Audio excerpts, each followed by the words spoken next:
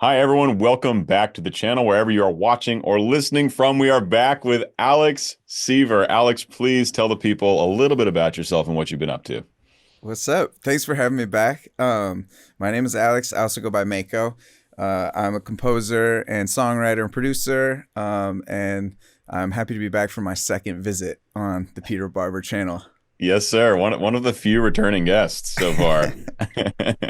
So, Alex, you're just coming off the release of Arcane Season 2, which has been it's just gone absolutely nuclear all over the world. Everyone is still buzzing about it. I know it came out a couple months ago, but what was your responsibility in Arcane Season 2? Arcane Season 2, I was the executive producer of the soundtrack and then also co-composer. For people that listen to Arcane, they're very familiar, but for everyone else, we do a lot of original songs for the show in addition to our traditional orchestra score. And I think we did 22 for this season. So I was either writing and producing and collaborating on all of them or just kind of being, the helpful quarterback with all of these wonderful artists to make sure that everybody got their songs approved, that everything was moving smoothly, and then I would lay them all into picture. And meanwhile, myself and Alex Temple were composing the score for the show as well. Okay, awesome. So as far as the other artists coming in, do you and Alex help songwrite for them for their songs for the show, or do they basically get contracted to write an original song and then you guys approve it essentially?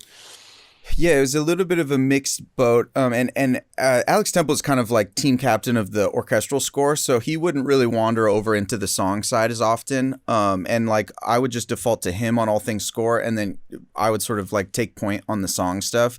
And season one, we did it mostly one way, which is like I'd pre-write a lot of the songs, or we'd have them written in advance and then plug artists in. And part of the reason for that was just because we didn't really know what we were doing and how it all worked. So it was just a little cleaner to kind of like have a lot of creative flexibility and control before we committed to having these great artists involved.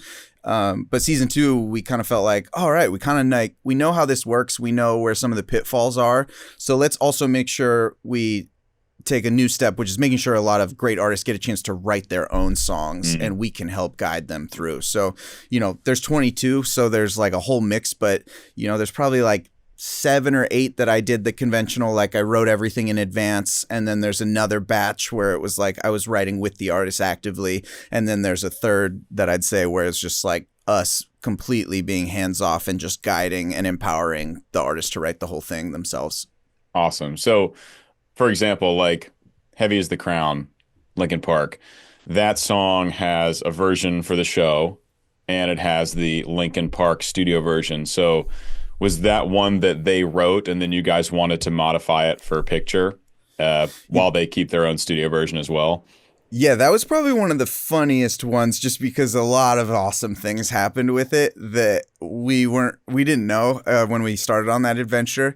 And the funny thing is we met Mike. I met him at the premiere of season one. And so he was just a fan of the show. And so he was like, hey, I'd love to do some stuff. And we were like, that's amazing. It was so easy where it was like, we had just literally released season one and I'm like, oh, cool. We've got a new artist for season two. This is going to be great.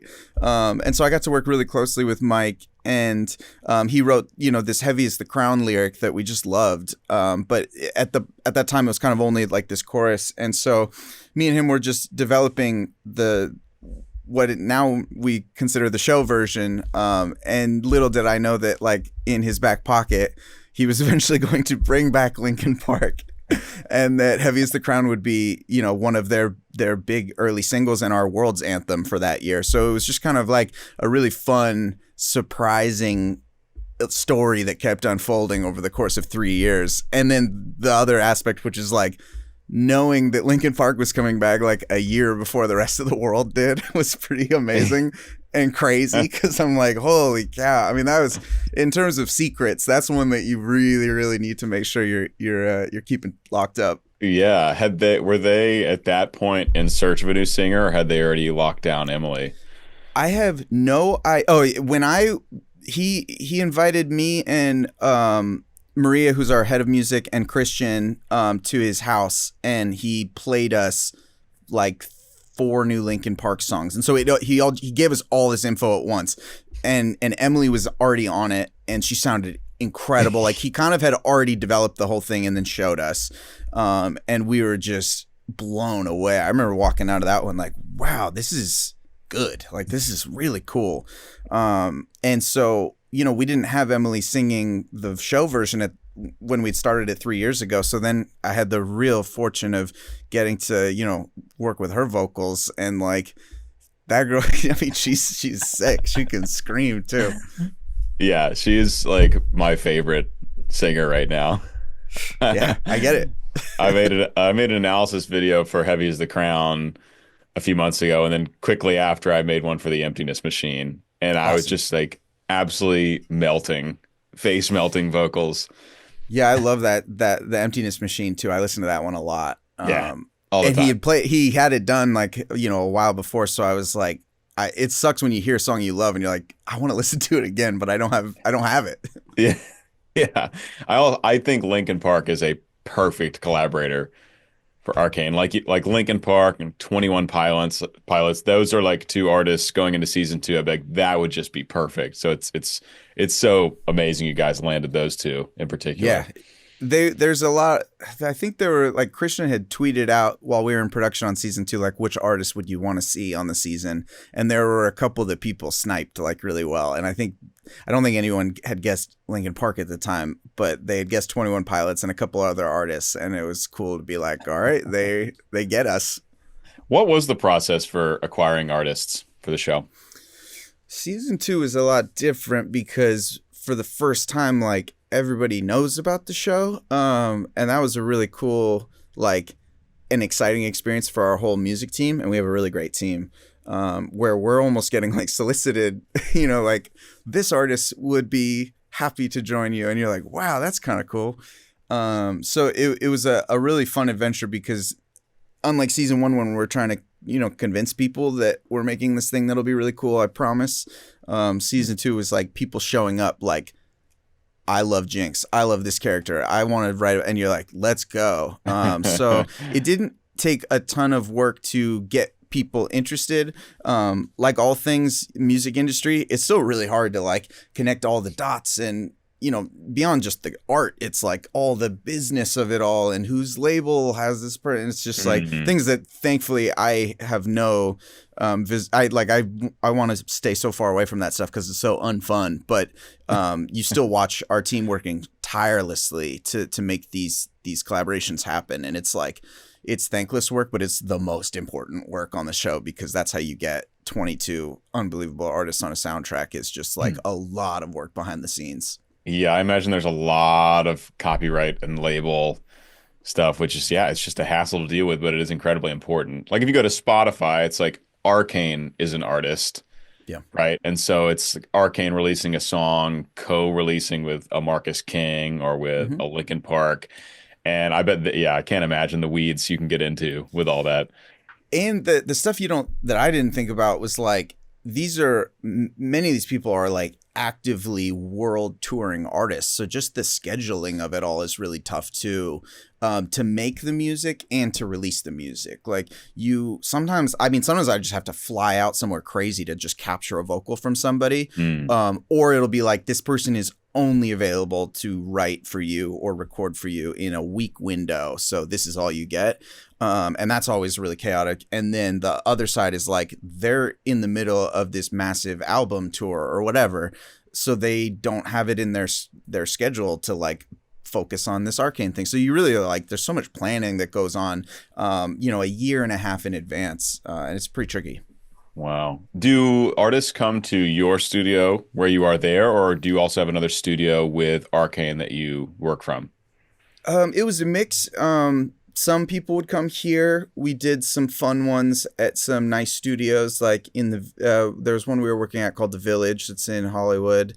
I guess it's kind of near Santa Monica, but that we did Cheryl Lee Ralph there. There are plenty of artists, recorded vocals on their own. There was a couple where I'd fly out somewhere and go grab a vocal from them somewhere. Total mix.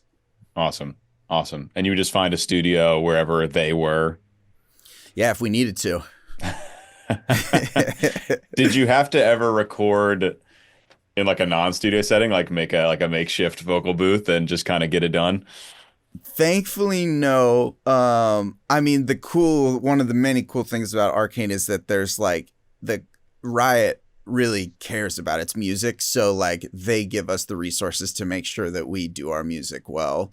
And so you're never in that situation. I mean, I've done plenty of those things on my own when I don't have the funding, but it's one of the great blessings is like we are given the ability to make sure that this music turns out as good as it can. Fantastic. We were in the Czech Republic 2 summers ago shooting videos with the Bass Gang, and we had to get some tracks laid down for a couple of the songs. And so in the Airbnb we were staying, there was a baby crib, and we put it on a table and turned it up like this, so it's super padded, Yep. and laid a blanket over top of it, and like the Yep. vocals came out basically as good as any vocals we'd done before. That's why your house looks insane with baby cribs everywhere and you have no children. I promise. It's just for recording music. Um, and so you do so much songwriting and producing, but you also occasionally get to add your voice to some of these tracks. Which songs from this new season did you get to sing on? So I sang on one this season. It's called "What Have They Done to Us." It's in episode 5. It's a song I did with the artist Gray. Um, when is this coming out? By the way, this interview. Um, Whenever we want, really. Because in 1 week we're releasing something brand new and also announcing that there's a deluxe album for Arcane. And the first song that we're doing is a brand new version of that song with the artist Sasha Sloan, who comes on and joins us with it. So We can drop it in a week.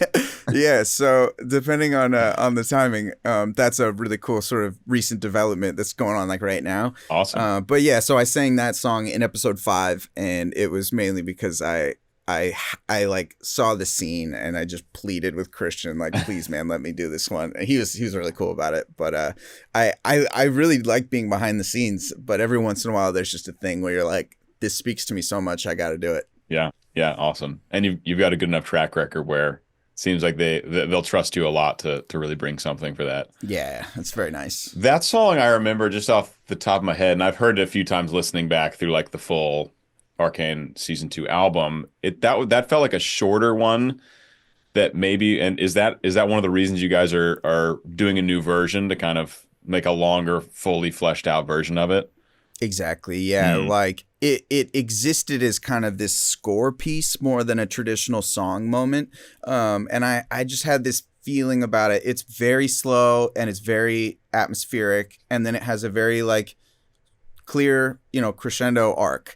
And I didn't feel like with that version, I wanted to hear it get developed again and do the whole thing again. Hmm. But I also felt like, oh, we should make a full version of this. So the new one we have coming out, it's a lot more. It has a lot more electronic elements. It's like 20 beats per minute faster. It's fairly different. Yeah. And we almost toyed with releasing that on the album because we were working on it in parallel this entire time. But we just kind of decided, like, I think fans of the show will want to hear the version that they see on screen when they go to Spotify. Sure. Was kind of our thought process. So we just decided, all right, we'll repackage this more conventional song version a little later. Okay. Very cool. All right. Now we got to go through. I just need to know which songs you wrote. Because Right. I know you had your hand in almost all of them, but which songs did you write from season 2? Well, Or mostly write? yeah. Oh, well, so like there's a couple that are I kind of consider like my babies where it's like I really dug in and I was either Yeah. the only writer or like the main writer. And so those ones were like I can't hear it now, sucker. I have to like look at this stuff to be able to know. What have they done to us? Spin the wheel. those were probably like, oh, and Blood, Sweat, and Tears. Those are like some of the main ones where I Yeah. was like kind of quarterbacking the whole thing. But then I co-wrote a lot of them too with these wonderful people, like Heavy as the Crown with Mike, Ashes and Blood with Woodkid, Hellfire with Fever 333. Um, yeah, Dude, that's Mommy Your nuts. Enemy with Stromae and those and Palm. The Line with 21 Pilots. I didn't do any songwriting on that, but I did a lot of production on the episode version. And then Wasteland was one of my favorites with Royal and Simon. So good. Yeah, so sorry, I have to like literally look at a list. There's so many that you just start forgetting about which ones there are. Dude, these are so many exceptional songs, man. Oh, thanks, man. Like for real. The music coming out of this show is my favorite music. Like Oh, that's really really it nice. just is. It's where I'm getting a lot of inspiration for writing my own stuff as well, which is it's just I can just listen to a song and be like that's just fantastic and find a way to use kind of those vibes in a new and inventive way. It's amazing. Like so just hats off to you, really. So I'm just such a huge fan.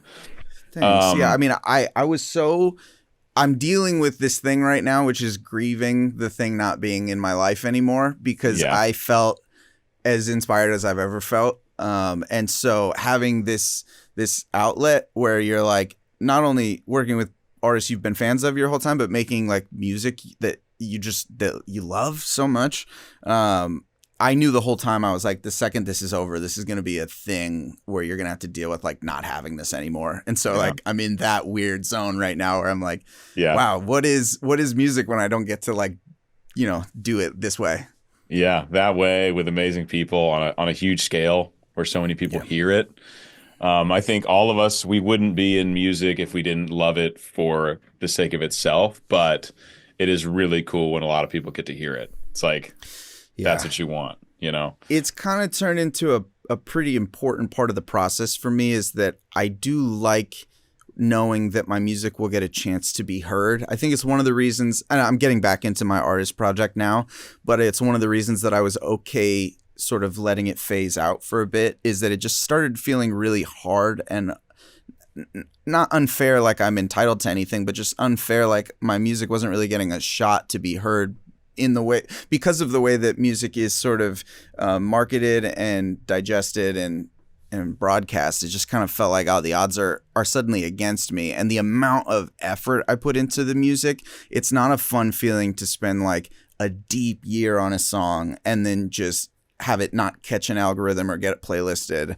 I'm just like, Yeah. this doesn't feel nice. And I wish it weren't that way. I wish I could be like, I don't care. I just have to self-express and that's who I am. Hmm. But like being honest, like I do really like it when I get it, when people get to hear the stuff. Yeah, 100%. And I mean, people certainly have heard. I mean, what was this season two, the number two album in the world or something for a period of time?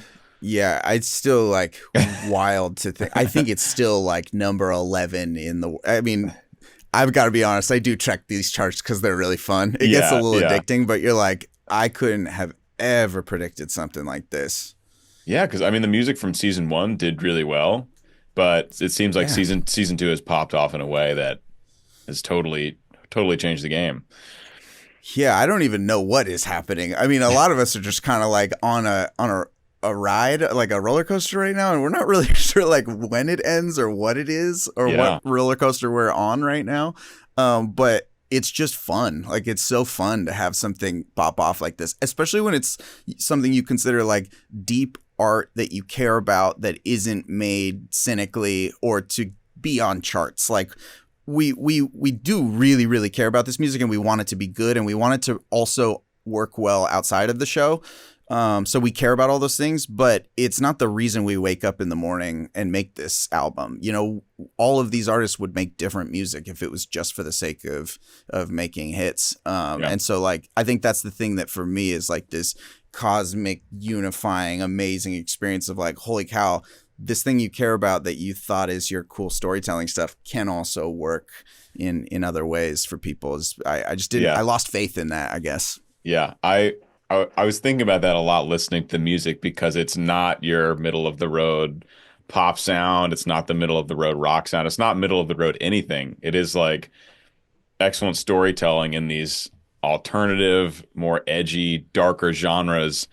And it's been so cool to see that people really love that, and songs coming out of that world can be as popular as like mainstream pop stuff.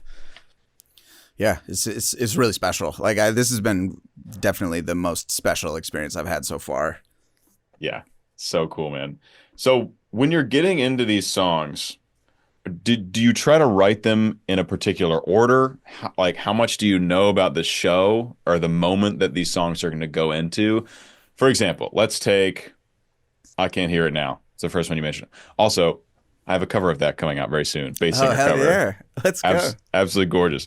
Oh, excited. Um, so for that song, for example, how much did you know about writing it, like what it was going to be playing over top of and such and such? Yeah, I mean, definitely, I mean, I guess I can just walk through the whole thing. Like Yeah. every song moment tees off with a huddle with Christian and Fortiche, our animation studio, and myself.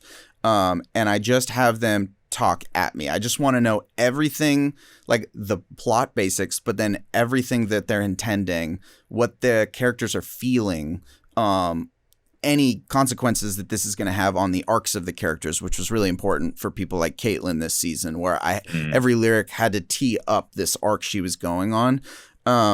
But then there's certain things that I don't know, and I don't know if they told me and I just didn't catch, but things like the elevated art styles and switching up of mediums, I didn't realize that I Can't Hear It Now would be done hand drawn in charcoal. Like it Yeah. just, and the Yeah. animatics don't really tip your hand to that yet. They kind of look like the storyboard for all the other scenes. And so that was something I got to like enjoy way later on.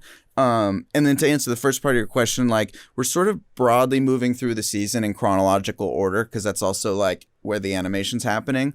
But what I learned from season 1 is not to like try and finish a thing in episode 1 just because you've written it, because these songs need to stay pretty flexible to changes, like Mm. either changes in the edit of the show, or changes of holy shit, now there's charcoal. I better make sure that the sounds match what you're seeing on screen. And so I would kind of like write a first demo and then move on and then record the artist months later. And so you're dancing around a little bit. Like as I'm writing the songs from episode 5, episode 1 is starting to look pretty good and pretty finished. Mm. So then I might dive back and actually start like really producing the thing. So you're just kind of like, it's like just hot potatoes. You're just like all over the place, kind of Yeah. zipping around. And do you have a process for songwriting you stick to? That's a good question. I have a lot of things that I do pretty consistently, and then I have a lot of Arcane things that I did very consistently. But then on the flip side, I'm always frustrated with the things I don't do well. So I'm also trying to like mess with my process a lot to get better at the things I'm not good at. But I think the Arcane ones were pretty similar, where it's a lot. I'm like such a chord person and a melody person, where a lot of it's like piano vocal. That's probably a lot of the songs, unless they're really explicitly like drummy ass songs where it's like this Mm. needs to start with aggression for me to actually connect with it. But it's a lot of just like almost breaking story. Like for some reason when I hear writers talk about how they like need to come up with high level plot points before they fill in all the dialogue. That's how I write a lot, is I need to like know like almost like an animatic version of what my chorus and my verse is going to be, and then when I feel like I've broken the story, then I'll really go in and fill it all in and spend the time to Mm. make sure all the sounds are good and all that stuff. Okay, very cool. And then as far as fleshing out the orchestration and instrumentation and all that, I'm sure that also is related to the story, what's going on in the story as well. Yeah, big time. And that's the area where I get frustrated, is that because I do so much piano vocal first, I have a difficult time plugging in really radical instrumentation into songs because it's already kind of a figured out thing and it's harder to hit that moving target. Whereas if you start off with a crazy instrumental and then right over the top of that, you get a really cool instrumental. So I think like that's something where it's like that song Sucker was one where I just like, that was one of my big projects, but it took me like a year and a half, maybe 2 years of the whole process to like get everything in there and still make it sound cool. Just because the order of events was like was, you know, not the easiest. That song is incredible, man. Thank you, man. I love the video you made for it. Was so fun. I love watching that stuff because it gets me so hyped on it Dude, again. I'm like, yeah. I love seeing you show up in the comments for that, and I didn't realize that was your song until then. I was like, oh, this must be his if he's watching this video. Yeah. My algorithm knows. Dude, Marcus King's voice is unreal. Yeah. Absolutely unreal. Like I think that was one of the coolest Christian pulls where I had recorded another artist on it and I really liked what this artist did. And I was like, this is the way I want the song to sound. And Christian has such a fascinating creative brain where he just kind of like has a vision. And even if it doesn't make a ton of sense, he's like, we have to do this. And he kept saying like, I need this voice to sound like, for him at the time, it was like Johnny Cash, like somebody who's so broken and weathered and seen so much of the world and is hardened. And I was like, why? Like, this is a Jinx song. She's in the underworld, and then there's Ken Barron's. Like, why is it that voice? And the great thing about awesome creative collaborations is that you just trust people. You're like, all right, with Christian, I'll wander anywhere he says, just because like I love where it takes us. But that was a great example where it's like the second we found Marcus and then recorded him, I flew out to Nashville and recorded him. It was just like, oh, I could not imagine anybody else doing this. And what a gift that man. I mean, he sounds like he has the voice of somebody that smokes 90 packs of cigarettes and has gone through 8 divorces. And he's like this lovely guy in his 20s that just has that voice. I mean, he's a musical dude too. He's a fantastic writer. I just become a huge fan of his ever since we met. But like that was a real treat to find him. So cool. So cool. Something in this season that I don't think was in the first season was voice actors doing some of the songs, like "Spin the Wheel," for example, and I believe "Blood, Sweat, and Tears" as well. Was that? No, that one's fun because Cheryl Lee Ralph performed the song, and she sounds a lot like the voice actor. Okay, I mean, it was intentional, but it wasn't like the same thing as "Spin the Wheel," which is like this is a character on screen singing it. But Cheryl Lee Ralph, a lot of people mistake as like, oh, that's the voice of Van Bessa because she sounds so dope. Yeah, sounds like the same vocal timbre. Yeah. Wow, I'm actually surprised that's not her. That's wild. Okay, so "Spin the Wheel." So how did that come up? How did you guys decide to use the voice actor for Heimerdinger for that instead of bringing in an artist? That was another just Christian, Hail Mary, where you're like, I don't know what this guy's into, but I'm just going to follow it, where he, introduced us to this really strange and fun episode that's kind of like this bottle episode where they're in an alternate reality where everything is warm and fuzzy. And for him, it was like he kept sending me he sent me a Bob Dylan, and then he sent me this Irish folk singer from like pre-war, Northern England, Ireland, who just wrote like these campfire war songs. He sent me some Vietnam War protest songs. Like he was just, it was so clear to Christian that he wanted this to be like this rousing folk tune. And the big thing underneath all this was like, we're going to reveal that Heimerdinger's singing it. So can Mick Winger, the voice actor, sing? And Christian went about it in a fun way where he didn't want to put like so much pressure on Mick to be like, can you do this? So I think he just like DM'd him on Twitter and was like, hey man, here's a little idea that Alex wrote. Like, what does it sound like if you do it? And so Mick like, just very informally like recorded himself on his iPhone. And it turns out Mick is a beautiful singer. Yeah. He sounds trained to me. I don't know what his background is, but he's very humble and will say that he's not a singer, but he crushed it. And it was really fun for me because I had never actually worked with a voice actor. So there's that extra dimension that I didn't really have great instincts for at first, which is not only does the song need to sound good, but he needs to remain in character the entire time. And so he would slip out because we're busy recording the song, and I wouldn't really realize it until Christian or Sebastian or somebody else would be like, that line doesn't sound like Heimerdinger anymore. It sounds like a man. And you're like, okay, cool. And so we go back in the studio and kind of finish it up from there. So is Mick one of the guys that has to shift his voice a lot for the character? Because some voice actors, it's pretty natural how they sound in person versus how they voice act. Yeah, you'd have to ask him. I don't know how he does it. It for me, it looks like magic. Because he can do many voices, and he also will cover Jack Black on like all the Kung Fu Panda TV shows and stuff. So he can just slip into, and you're like, wow, this is really cool. I don't know what it's. You would know better than I would what kind of vocalizations are involved. Yeah, So I don't know if it's a reach for him, but he definitely slips into it very easily, and it's hilarious. that's so cool. Yeah, I mean, really good voice actors are amazing. It seems like magic, like Yeah. wizardry.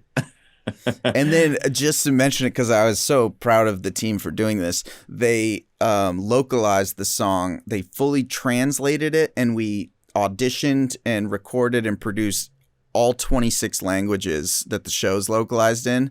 Spin the Wheel is performed in that language by that native singer in every single language on the show. Wow. Yeah, it was crazy. That's really cool. So the instrumentation stay the same, but you guys got a different singer for each language. Exactly. Yeah.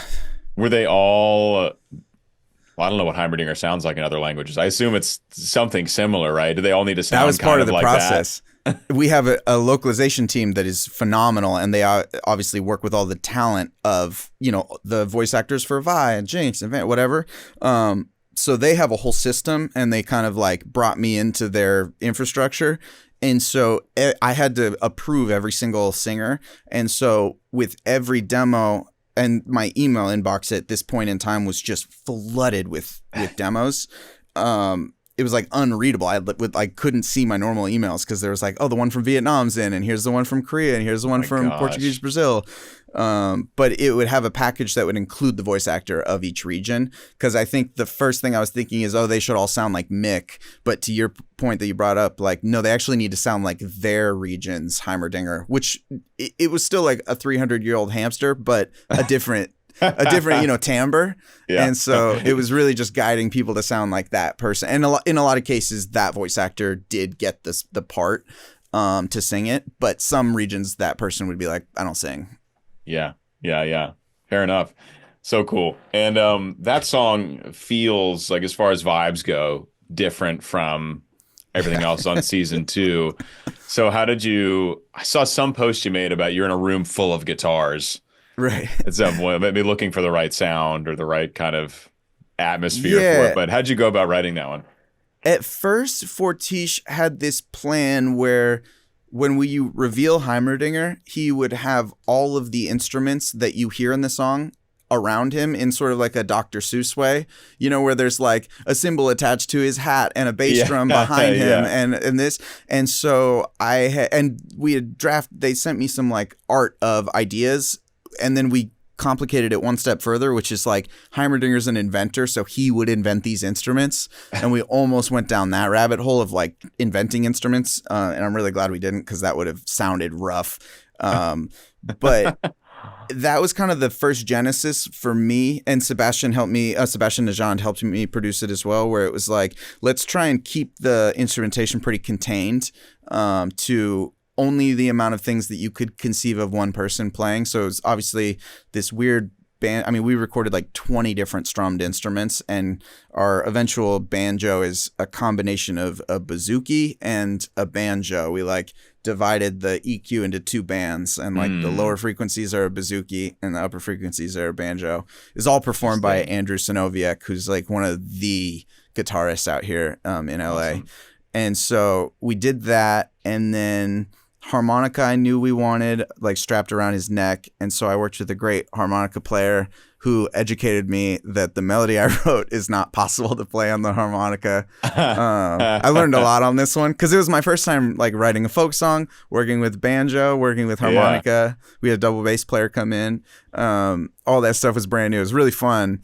And it was fun to keep it kind of contained. But yeah, and then in addition, like I wrote a first pass of the song that was like very sad and nostalgic, and Christian was like, bro, no, like don't do that. And he was really cool and had this vision of like writing this very interesting, celebratory, like we're all back from the war, let's get together and dance. Like that's what life is about. And I was like, cool, let's do that. And then you get to see the whole season in context, and you're like, I don't know why you thought of this, but it's such a cool reprieve for the arc of the show and for that episode that this song isn't so heavy. Yeah. And yeah, it's just interesting. Is that the same episode where Mama Yo Enemy is in as well? Yeah. Wow. Yeah, it's a wild one. Both of those songs is just such a deviation, which I guess makes sense given what's going on in the story as well. It feels like they're from another universe. Yeah, definitely. I wasn't really sure if people were gonna connect with that episode or not, because sometimes you get a little nervous. Like there's a lot of risk at play of doing this episode that kind of deviates from the story. When there's something as precious as like only 2 seasons of the show. And I was really proud of the fact that that episode is, one of the more loved ones from the season. I just think like that's such credit to the writers and to Fortiche and to everybody involved. And then those 2 song moments are 2 of my favorites out of the whole season as well. Yeah, for sure. Dude, seeing Vander and Silco it's crazy, just right? Like so many moments in that show are like they're so beautiful and so painful. Yeah, a memory I'll never forget is that when the last act came out, we premiered it at the Shrine Auditorium here in Los Angeles, which I think holds 4,000 or 5,000 people. And unlike our premieres, this is like open to the public. Anyone could buy tickets. And so we all went and saw the act for the first time with proper like fans of the show. And the audible gasps and screams when these moments happen, when you see Silco for the first time and you're like, what's happening? Like it was something I'll never forget, is like getting to hear all that stuff. Even Benzo pops up and echoes like, what the hell? And like it was so cool. Oh my God. I mean, two of the most powerful moments in television movie history for me. One was end of episode 3, season 1. And then end of episode 6, season 2. Those, I mean, they killed me, dude. They absolutely destroyed me. I know what you mean. Yeah. It's brutal.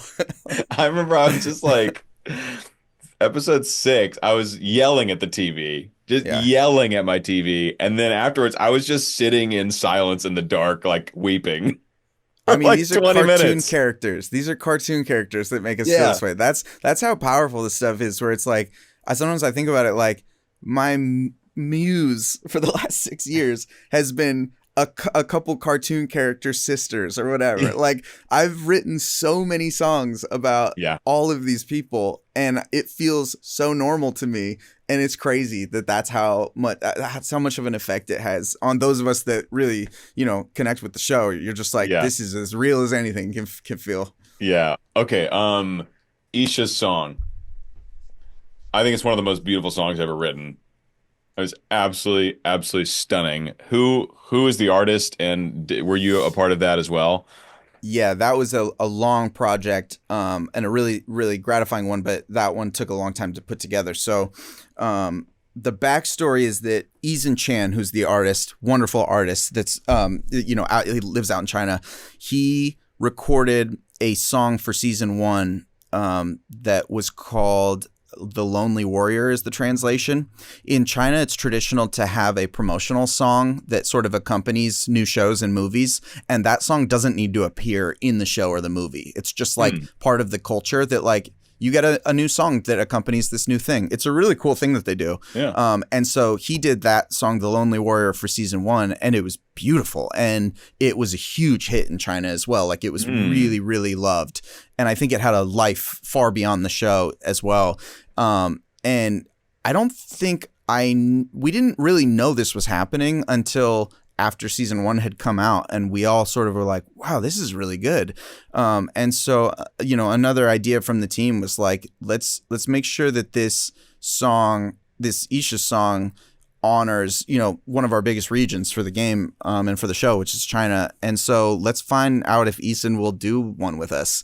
And it was a really fun experience because I got to work with some of the best songwriters out there, I feel really bad. I don't remember everyone's name. I was on these calls with like 15 people, and it was such a fascinating experience because you're like, you'd talk and then there's a pause for translation, and then they would respond, and then there's a pause for translation. And so it was just like you felt very far away from these people, but the writers were like so dialed in, and they got it from step one. I think something that you gravitated towards that I did as well was just like the melody writing and the chord writing is so stunning. You know, it just feels special. It feels unique. It's beautiful. And the song needed to soar. Like they hit all the beats that we needed as well. And then, you know, working with Eason was I think pretty easy. They handled a lot of that stuff. And for us, it was just kind of laying it in. But the like start to end of that collaboration was a very long process. But we were all like really, really happy with how it turned out. Yeah, man, it's absolutely stunning. Absolutely. Another character like Isha is like, I saw her in episode 2 and I was like, I'm not going to care about this girl. Like, I'm meeting her now for the first time. And then 4 episodes later, I'm just like, no. Oh my God. The most heartbreaking thing I've ever seen. I swear. All right. So now you've done music for season 1, music for season 2. And season 1, you guys it was a lot of like figuring out how to do it, right? I mean, retrospectively, do you feel like you guys could have done some things better in season 1, or do you still feel like it's really perfect for the show and the vibe and everything? Yeah, super good question. I think all music creators can relate to this, and I've always felt this way, which is like you always can look back and believe that the technical like achievements or the technical like execution of these things could be better with your more modern, more wise and more skilled thing. And I don't really look back with guilt if I feel like, oh, I could have mixed that better or I could have produced that better. The only thing that matters is like, is the emotional intent of this thing right for what that was? And so I go back to plenty of those songs in season 1 and I'm like, man, I could have done so many different things, but I look back fondly because I'm like, I gave everything I could to those songs. That's the other thing is like, I just want to know I left it all out on the court, and I still am moved by what's happening on screen when I see those things. And so like, you know, you just carry all this stuff with you as you move into the new work that you work on. But I think like it's okay to have things that are a little less refined that you're just like, this still slaps, or this is still so beautiful. Yeah. I think it's perfect. Season 1. Fantastic. Also, no, I mean, you know how it is, man. Like nothing is perfect when I listen to even things that we just finished or that just came out where I'm like, oh, but I could have tweaked this little thing. Yeah. One half dB up on some backing instrument. Yeah. It's really, I mean, you just got me on a topic that I think a lot about, but it's really what we deal with a lot, which is like, is the audience going to matter if I spend 3 more weeks tuning all of my snare drums? And it's a philosophical discussion because sometimes I kind of feel like those details matter and they help add to the whole. And sometimes you're so lost at sea and you have no idea. And other things are way more important that need your attention for those 3 weeks than the other stuff. It's hard to do that math sometimes. For sure. And all those tiny details feel much bigger when you're in it and you've been in it for a while. Usually for projects, if I'm like a year out, I might think I could have done a better job, but I probably will have forgotten the little details I was really focused on a year ago. There's one thing I will never till the day I die tell you guys like what this is, but there's one very, very small like mistake that we made laying in something in the episode, just like a hair off a few frames, and it was just a byproduct of like all of a sudden a ton of things needed to happen at once and there was just a slight miscommunication, and I was like, oh no, I'm never going to be able to live this down, and like nobody notices it. Like it's like the dumbest thing where you're like, that kept me up so many nights. And it's totally fine. Some part of it was like we sent it to random people on our team that didn't know what happened, and they were all like, I didn't notice anything. You're like, okay, this is okay. But you're still just like the perfectionist angle where you're just like, if it's not perfect, I'm going to die. And the reality is, no, you're not. Everything's going to be fine. So was it a thing where it had been finalized And like there was the Yeah, it was. point of no return, and you couldn't go back and Yeah, it tweak it. was like we had to reopen an episode to do a thing, and so they only gave us a half-day window to submit it before it was locked away forever.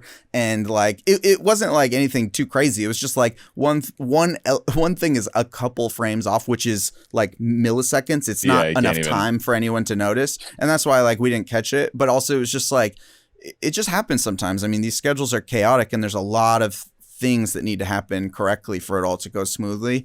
And everybody's really good at what they do, and we all are very anal about the small details.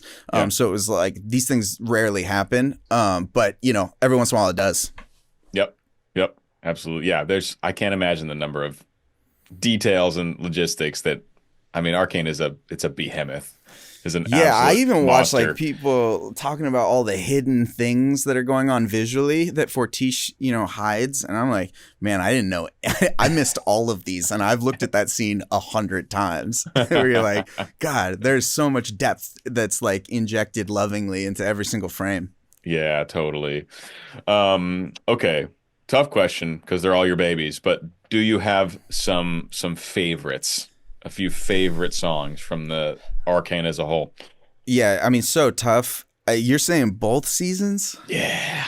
Oh, Jesus. You gotta have multiple favorites though.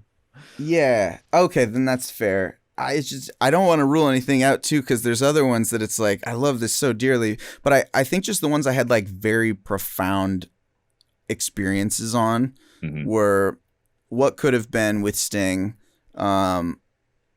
for many reasons, but just Hmm. like that song just really meant a lot to me. For whatever reason in season 2, Sucker is just one that I cared so much about. I was on this crusade with this song, and I was just totally in a fever dream, just like this has to do 19 different things and it has to be perfect. And I'm just so proud of the way it turned out.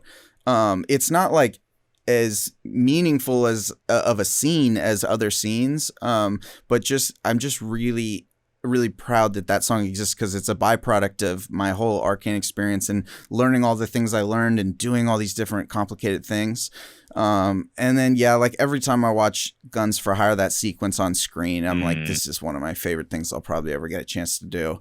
And then yeah, like Spin the Wheel. Wait, I mean, this is the problem is I'm just gonna keep spitting these things out because there's so many. So actually, I'm interested to hear you talk more about Sucker. So what were all these things you were trying to accomplish in the song that took Y- so long to put together? Yeah, so like the thesis was like I want to make this big epic anthemic sort of villain sounding banger, but I want to do it in, which is a very hard thing to do in Arcane because the scenes are incredibly dynamic and they're moving all the time. So you don't have your chances to make these perfectly symmetrical, catchy choruses. Mm. I mean, people still write these awesome ones for us, and I'm always amazed. But for me, I'm like, it's tricky to do what I think of as like real pop math when you're dealing with Arcane kinds of things. And so I was like challenging myself, like, I want to write a song where you're not even considering how many tempo changes and weird edits and vamps that are like 12 and a half bars that don't really make sense and chords that are doing weird things.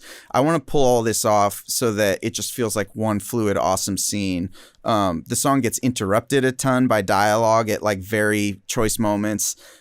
We have a children's choir. And I accidentally had to record 2 children's choirs for other reasons. And, you know, yeah, we threw Marcus in there. I think it was just kind of like this song only exists because of Arcane. And I was only ready to make this song after going through the 3 or 4 years that it took to get there. Awesome. Awesome. The children's choir, to me, it sounded like it was adults pitched up. You Was it? called this? You called this so good. I watched that and I was like, Peter. Yeah, so for people that didn't see, you had kind of been tipped off that like there's a little bit of like electronic fomenting go. I mean, you literally called like the fomenting plugin. Yeah. I'll tell you the whole story on this thing. So we recorded a choir in Iceland and we needed it to be kids choir, and we worked like a few times with the people in Iceland. Really, really good. Their engineers are great. Their choir directors and conductors are great. Musicians are awesome. But we load up to this session and it's, an ungodly hour and it's like high schoolers. And the idea I had was, we don't need no education. I wanted those kind of kids. Yeah. So we got, these like basically like almost adult singers that were really talented, but I needed to kind of like I needed to try and electronically move them around. It's okay. Like I didn't mind that it's like you can hear that it's a weird kind of kids choir. That's all good with me. I just wanted it to be kind of like strange sounding. Yeah. But the other hidden thing here, which was so dumb, is that the show Arcane is only allowed the word fuck like 4 times or something to keep its rating. And so I write the word in the chorus to get the fuck out of my head. And so very like dumbly, I was on my crusade with this song and I pled to our team like way inappropriately, like, guys, I need to have one of those fucks for this song. Like this song needs it. And it's so insane for your composer and songwriter to make a request like that. Like that's so not my, like, I don't have that ability. And our people are so lovely. And they were like, we'll get you this one, you sick boy. And so they gave it to me. And at that point I was like, I fought so hard to get Marcus to sing it once.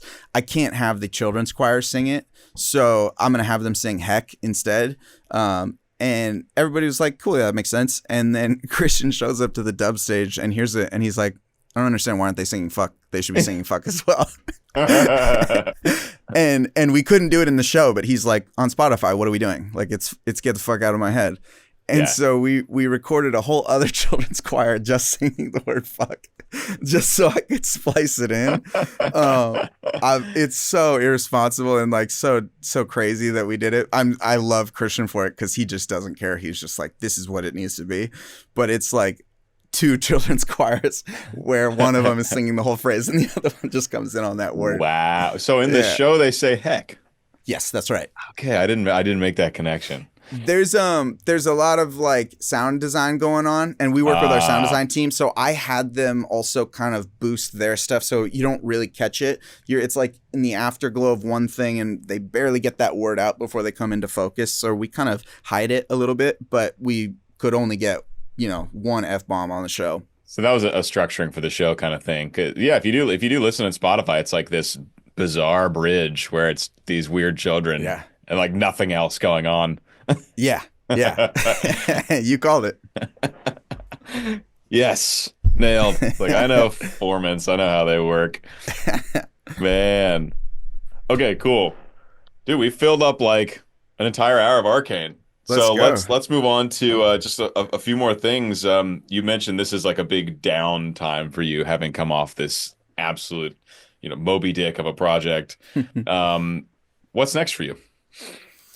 That's a great question. I'm working on some new music for myself for my artist project called Mako, which it's been 4 years since I did that. So I'm kind of like, I'm trying to do it like with patience and not freak myself out and be like, oh my God, you need to make another album ASAP because it's too hard. Mm-hmm. But I'm poking around. And then I'm honestly like just hunting for other projects that made me feel the way that Arcane made me feel. I might have mentioned this the first time we talked where it's like, this is it for me. Like this is now my metric for like what I want to do with my career is just dig deep on great storytelling with great collaborators and, use music as a tool to serve great storytelling.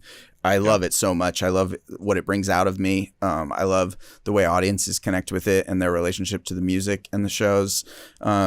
The sad thing is there's not a ton of things out there that care about their music as much as Arcane did. Mm-hmm. So, I want to do my best to be patient and like kind of not dive into too many things too quickly. Cause it's at this point in my life, it's like, you want it to matter. Like you want to care about it. And maybe I won't care about anything as much as I care about this, which is a sad thought that I have all the time. Mm-hmm. But, it's great that I had it. And so now I'm just kind of like searching for new adventures. Yeah. I mean, you just put out a new song for League, Bite Marks, Oh right? yeah, So yeah. presumably that kind of work will keep going, just not specifically with the 2 season Jinx Arcane story. Yeah, I mean I've been writing music at Riot for almost 10 years now, and stuff that predates Arcane, and I love making music with them, because they, as a company, care about their music, and we get these opportunities to do awesome worlds anthems and interesting cinematics and music videos, and there's crazy performances involved. So I have no doubts that I will keep trucking with them, but the like I and those things, there's only a couple of those per year, so it's just like I have a big space now to fill, and Mhm. I love, I mean, you talked about how you're making a 2 to 3 hour Yeah, buddy. Greek opera. I like those kind of deep projects. I like Yeah. really digging in. So the Achilles piece, it's more like a concept album kind of thing. So some songs sound very much pop, some songs sound very much like, Metallica rock ballad. There's a couple folk songs in there for the soldiers. There'll probably be a few pieces that are more like orchestral interludes, like maybe when they're storming the beaches, it's just going to be orchestra. But like a 30 to 40 song, more like a concept album. So presumably in this space of this kind of thing, there's actually a lot of people who like animating. So there will probably be a lot of like animatics to Cool. go along with it. Not in like a Fortiche level, but like, independent animators that do it. It's great. But yeah, it's really exciting. I think I've started like 18 or 19 songs, and a lot of that's just like, okay, we need the music for when Achilles is fighting Hector, Yeah, and it's like a dubstep war anthem that's almost, awesome. like I mean, that's big like, I choir in think the you and I background. gravitate towards the same stuff, which is like pairing storytelling with music is sick, and I can tell you have an appetite for those big ass projects the same way I do. I do, I've done so many cover songs, and I've written original music for choir and original music for electronics, but I'd never done the like songwriting thing. Yeah. So that's what's been really fun about this, and it's really like, oh, I do actually know how to write lyrics. I do. I can actually sit down and make up really cool chord progressions and write stuff that goes along with it. You know, That's amazing. Yeah, I love giving that. giving yourself a so I'm co-writing a lot of the lyrics with someone, and she was basically just like, you really just have to give yourself permission to try Yeah. when you're I think songwriting. Just that's good advice. try. Yeah, for many things in life. Yeah, absolutely, man. Okay, dude, what a joy it's been to bring you back on the show.